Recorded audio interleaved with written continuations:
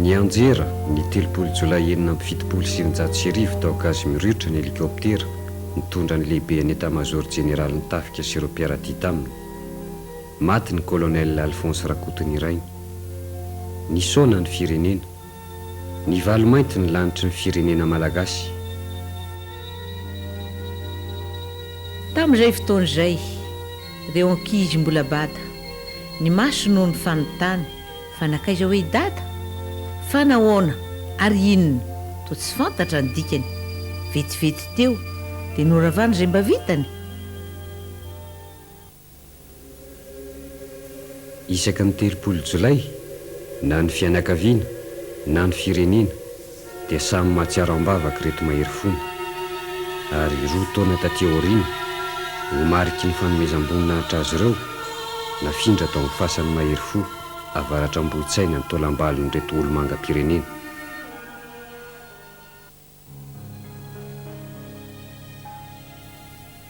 Fomba ve ny mahatsiaro sady raisinao adidy ny amongarana ny lasa feno mamy sy mangidy, fa nisy mantsy hafaliana izay nivadika ho fisaonana, nisy tsikiny ireo molotra nanjary faharesen'ny taolana.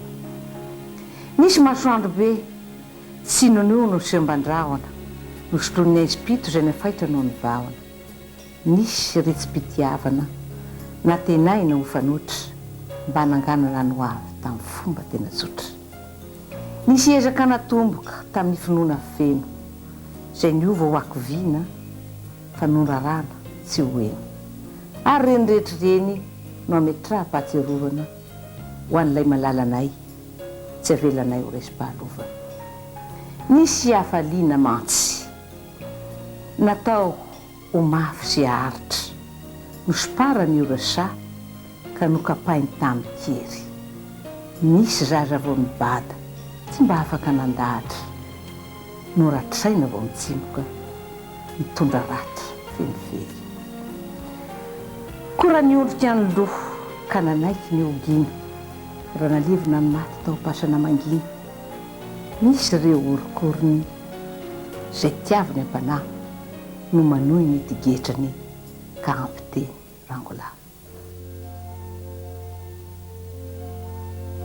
Fa iza moa Alphonse Rakotonirainy, teraka tao Akadibe vava Antananarivo ny 10 Jona 1977 ny lehilahy. Zanak'Andriamatoa Alphonse, écrivain tao amin'ny service de santé sy Rafaratsala Merline.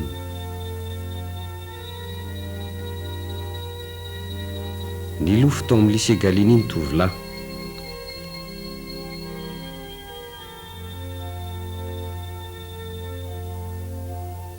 Mbola eritreriny izy dia namono ny rainy.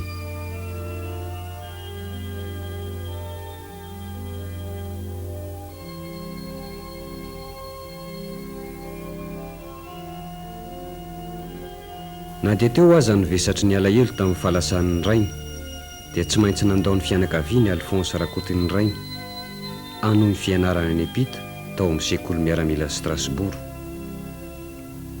Nandritry ny fianarana io dia tsy tapaka ny fanerasera tamin'ireo malagasy praira izy. Na taiza dita soritra ny fitiavany mozika.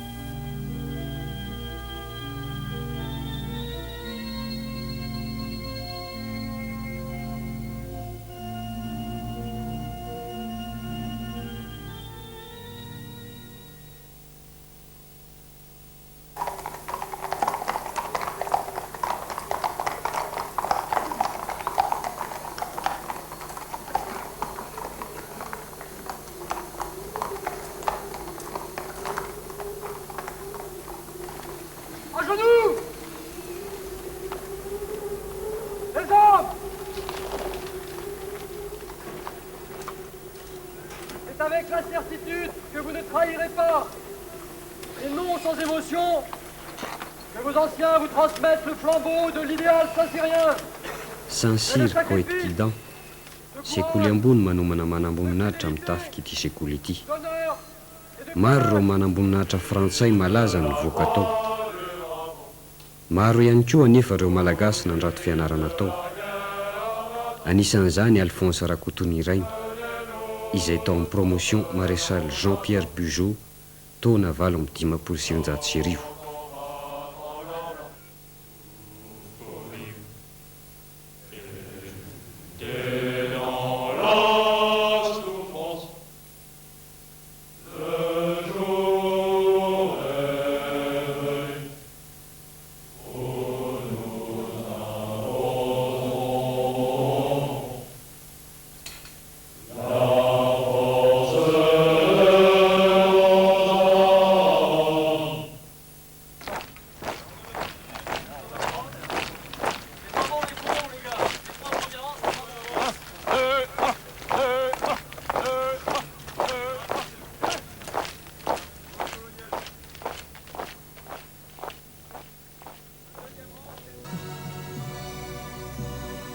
Nanao fiofanana tao amin'ny centre de perfectionnement des cadres de l'infanterie numéro 5 de Philippeville i Alphonse Rakotonirainy.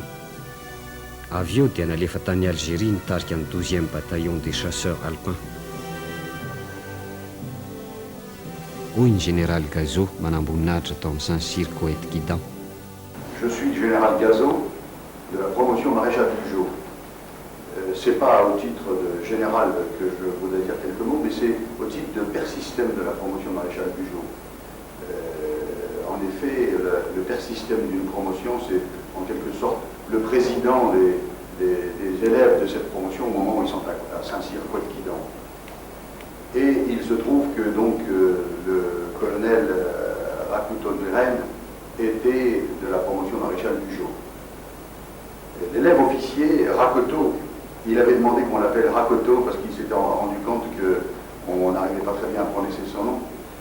Donc il est arrivé en 1959, en octobre 1959, à Saint-Cyr-Coët-Quidan. Il est arrivé avec ses camarades des corps de troupes qui formaient le 2e bataillon. Et le 2 décembre 1959, ce 2e bataillon dont il faisait partie a reçu le fameux casoar, et qui faisait qu'il devenait membre de la promotion maréchal Bugeaud et qu'il intégrait donc la promotion maréchal Bugeaud, dont faisait déjà partie le 1er bataillon qui représentait le concours direct et qui était arrivé, eux, en octobre 1958. Fin juillet 1960, ce fut le départ de la promotion avec la réception de ce galant sous-lieutenant tant convoité. Et puis, notre camarade Rakotonirainy avait choisi l'infanterie. Mais à cette époque-là, il y avait des événements en Algérie, et tous les fantassins de la promotion, au lieu d'aller en école d'application, sont partis d'abord passer 2 mois à Nîmes, en octobre et novembre 1960, et ensuite sont partis à Philippeville, où ils ont passé 1 mois, où ils ont eu une instruction spécialisée. Et donc, à Philippeville, en décembre, il a choisi son régiment et il a choisi le 12e bataillon de chasseurs alpins qui se trouvait stationné sur la frontière tunisienne. Et il s'est fait rapidement remarquer parce que, je dirais, par sa simplicité, par sa gaieté, et puis il s'est fait remarquer aussi par sa disponibilité et par son sang-froid. Tous les fantassins de la promotion, à ce moment-là, ont été les premiers de la promotion à recevoir le baptême du feu.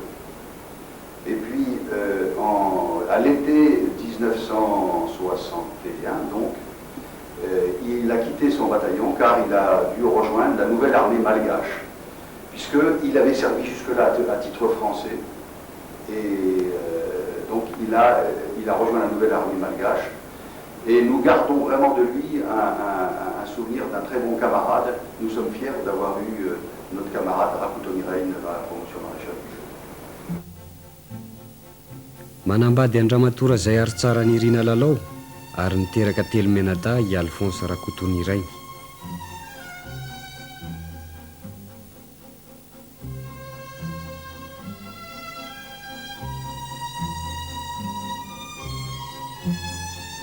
Manahirakirana ihany amiko ny milaza ny toetran'ny sakaiza satria rehefa sakaiza izy dia verina ohatry ny tena mihitsy ka ohatra ny milaza tena kanefa na izany azy everiko fa didy lehibe ohatra ny mametraka teny ho vavolombelona amin'ny fahalalana ny Alphonse Rakotonirainy.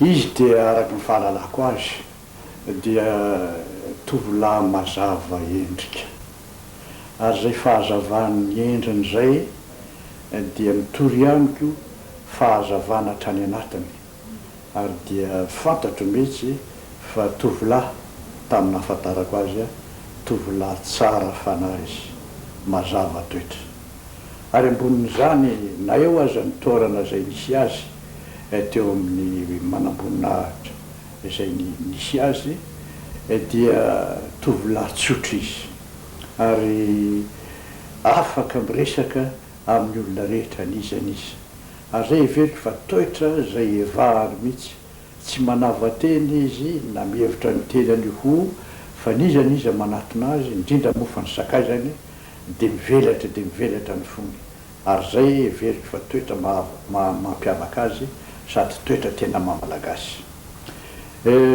raha nasondrotra voninahitra izy teo amin'ny tafika dia niaraha-bazy aho ary rehefa niaraha-bazy aho dia tsikitsiky fotsiny nataony tsy misy tena lava ary fantatro fa tsy fiebebona na fizahozahoana fa tena fanetretena mihitsy no nandraisan'ny arahabazy sakaiza ary izay fanetretenan'izay na toerana toerana misy azy zay no everiko fa zavatra tena lehibe mihitsy zay nampiavaka azy ary mbola tadidiko hatramin'izao nitsikitsiky sy fifandraisan-tanana fanaovana imoralahy tamin'izany fotoana zany ary anankiray koa no mampiavaka azy ny fiverako azy dia zao ny fitiava-tanindrazana atao anatiny fa tena tia tanindrazana mihitsy izy na tsy nisehoseho na voalazany tamin'ny fehizanteny azy zay zavatra zay ao am-pony eo dia mametsovetso hatrany ny fitiava-tanindrazana